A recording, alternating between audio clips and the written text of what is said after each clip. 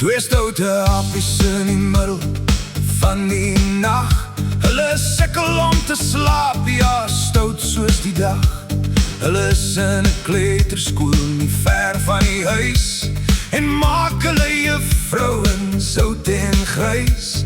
Hulle luister net as daar soetigheid is.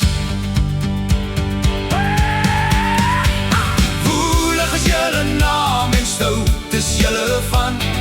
Twee klein apies wat die huis omkam. Julle maak vir mama mal en vir papa heeltemal lam. Die oulikste kinders uit die apiestam. My dogter is die oudste, die grootste kabouter. Maar as dit by pret kom, is sy die grootste stouter. Sy soek vir Elsa elke oggend in die huis en wys vir ons almal hoe die koue haar oprys. My laaitjie is die jongste, die rofste van die twee. Hy luister nag en raad nie, loop sy eie weer. Hy kom weg met alles met 'n groot stoute glimlach en plaas sy groot sussie elke oomblik van die dag. Hy is nie bang om vir sy sussie op te staan nie. Yeah! Hulle sing Spider-Man en hop, hop, spinnekop. Heeltemal te veel, dit hou net nooit op.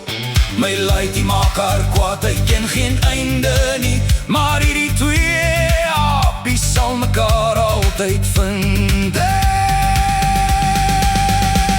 Woelig is julle naam en stout is julle van.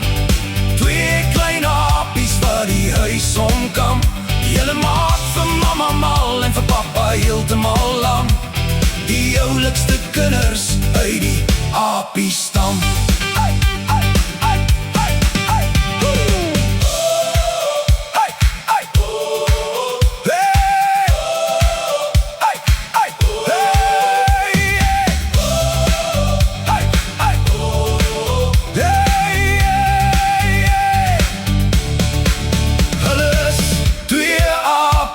Hier in ons huis bly, soms stout soos die nacht, maar opreg soos die dag. Al maak julle ons grys deur die nacht en die dag, het papa en mama julle baie, baie lief, met 'n groot traan en 'n lach.